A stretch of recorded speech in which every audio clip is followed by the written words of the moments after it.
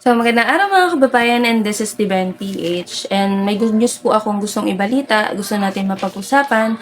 Itong balita po na ito is noong March 11 po ito, 2024. So, ito po yung balita na yan. Foreign investments projects ng Pinas pumalo, excuse me, pumalo sa $14.2 billion. Biruin niyo po, dollars po ito ha, 14.2 billion.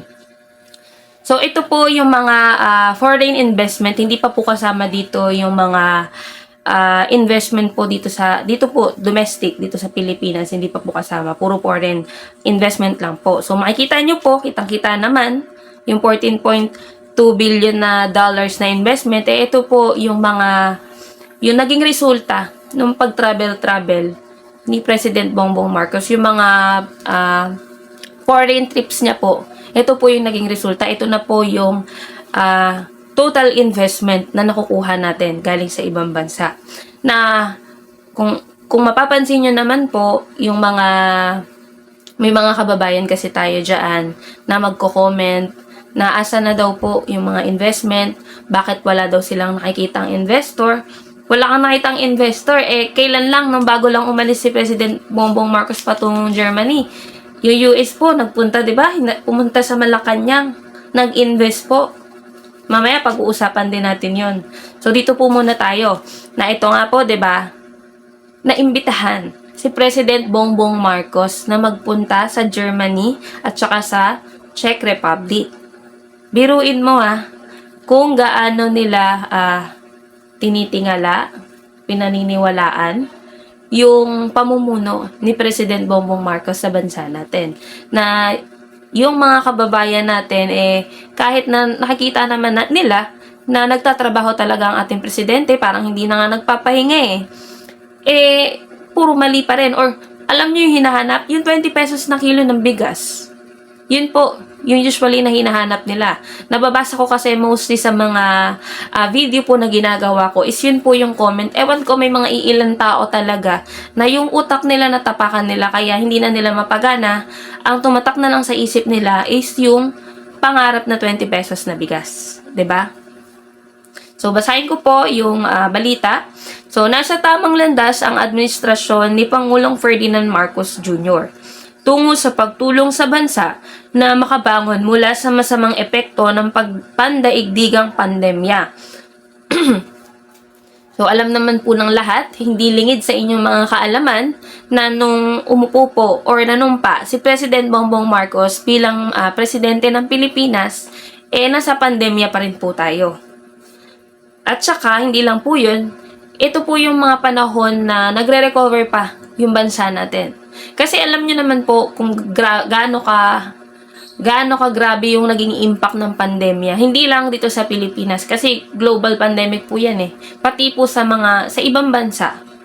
So ito po yung isa sa mga challenges nung nanumpa si Presidente bilang 17th President of the Philippines, yung pandemic nga po. At saka yung recovery po ng bansa natin. Kasi hindi pa tayo totally nakaka-recover that time. So, isa po ito sa matinding challenge. Pero, tignan nyo naman po, sobrang masigasig si President Bongbong Marcos na magtrabaho para mapataas po ang ekonomiya ng bansa at syempre po, makaakit po ng mga investor na mag-i-invest sa Pilipinas na magbe-benefit din, mga kababayan din natin. So, ituloy ko lang po na yun nga, 14.2 billion po ang total ng foreign direct investment na proyekto po, no? Na naitupad na mula noong Hulyo 2022. Ang pagsisikap ng Pangulo na maakit ang mga foreign direct investment po, or foreign direct investor po yan, mga foreign investment po, no, na ay nagbubunga ng mga resulta. Kami ay gumagawa ng matatag na pag-unlad at ang kapulungan ng mga kinatawan ay ganap na sumusuporta sa kanyang inisyatiba. Pahayag po ito ni Speaker Martin Romualdez. Isa po yan. Kung nanonood po kayo ng balita, no, makikita nyo naman talaga na isa po si Speaker Martin Romualdez na masigasig na tumutulong sa Administrasyong Marcos. May mga magsasabi na naman dyan na ano daw, kasi tinatawag nila si speaker na president, siya na daw yung naging president, kasi umaaktong presidente. Sa dami po ng trabaho ni President Bongbong Marcos, siyempre, kailangan niya po ng katuwang. Kung ikayo, mamasamain nyo yung pagtulong ni Speaker Martin Romualdez kay President Bongbong Marcos, nasa sa inyo na po yan. Ano bang gusto nyo? Humilata lang po si Speaker. Hindi ba kayo masaya na tumutulong siya para mas mapabilis? Kasi, syempre, nagtatrabaho si BBM, kung may mga tutulong sa kanya, mas magiging mabilis yung trabaho. 'Di ba? Kaso yung ibang mga kababayan natin, nilalagyan palagi ng kulay. Nilalagyan palagi nila ng negatibo yung mga initiative na pagtulong ni Speaker Martin Romualdez sa kanyang pinsan na si BBM. So, ituloy ko po. Itong datos nga po na ito, nagmula po ito sa Board of Investment ng Department of Trade and Industry sa pangunguna po ni Sec. Alfredo Pascual.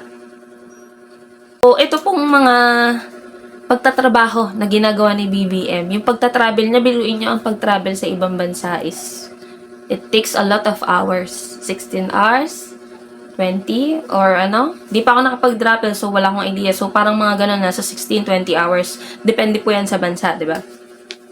Biruin niyo inimbitahan si President. Si President mismo ang iniimbitahan ng mga leaders ng iba't ibang bansa. Hindi ba magandang bagay yon para sa ating bansa na mismong yung mga leader ng iba't ibang bansa iniimbitahan si President Bongbong Marcos?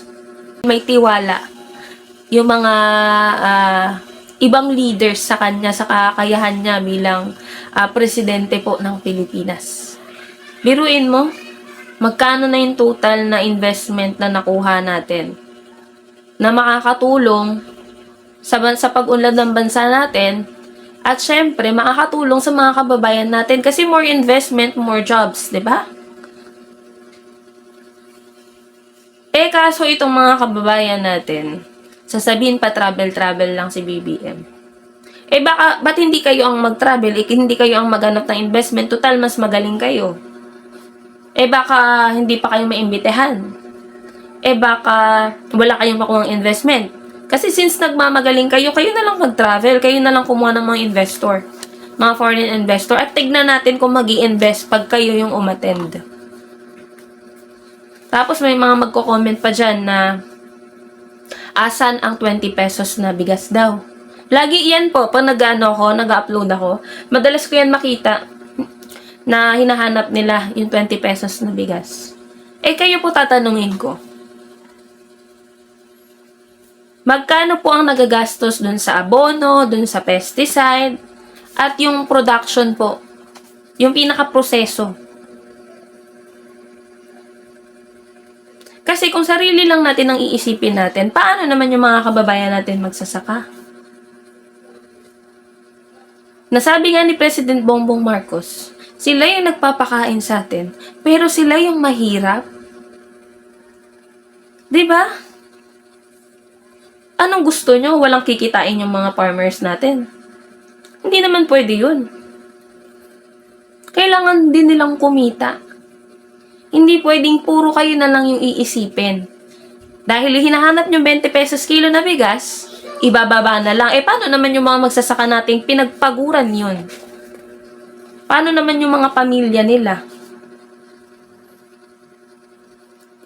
Usually yung mga nagsasabi niya na, hindi ko nila lahat. Yung mga hindi siguro naka-experience magsaka o yung literal na walang ginagawa sa buhay. Hindi ko na-experience magsaka. Pero may mga kamag-anak ako. At kahit hindi ko siya na-experience, nagigets ko po na hindi pwedeng palugi. Ibibenta sa inyo ng palugi or ibibenta sa inyo na walang kita, puhunan lang bumabalik. Hindi naman pwede yung ganun. Siyempre, kailangan kumita ng mga magsasaka natin. Di ba, kung naaalala nyo po na binalita po sa Bangsamoro po ata yun, yung lugar, na yung mga magsasaka po dun, alam nyo ba kumita sila doble o triple pa nga ata po? Compare dun sa, pag kinonfare po yun sa dati nilang mga kita, ngayon po, nung si BBM ang naupo, kumita sila. Doble, triple. Malaking bagay po ang ginagawa ni President Bongbong Marcos. Lalo na po dyan sa agriculture. Nagsisikap, kitang-kita po namin. Hindi ko lang alam sa inyo na nagsisikap po si President Bongbong Marcos para makabangon po ulit ang bansa natin. So sana, no, kasi ang dami dyan, sasabihin, asa na? Do your own research kaya, kung hindi kayo naniniwala sa amin, sa binabalita namin. Kasi yun yung napapansin ko, nagko-comment, hindi naman nila pinapanood ng buo. Or magko-comment sila, basta may ma-comment lang. Bakit hindi kayo mag-research ng sarili nyo para mapatunayan nyo na totoo yung sinasabi namin, hindi yung magsasabi kayo na fake news. Yan ang hirap sa Pilipino May ma-comment lang, hindi naman alam yung topic or pinag-uusapan. Wala. Ko-comment lang siya ng ganun para masabi niya na yung gusto niya sabihin. Irrelevant naman dun sa topic. Hindi naman konektado dun sa topic. So, kaysa mag-comment po kayo na fake news to, do your own research. Para po, hindi kayo napapahiya sa mga komento nyo, no? So, ito po ay good news na ayaw ng iba dyan, pero syempre masaya ako, kasi nakikita na po natin yung puspusang pagtatrabaho ni President Bongbong Marcos, yung walang pahinga na pagtatrabaho niya para po sa ating bansa. So, yun lamang po ay maraming salamat po sa inyong lahat.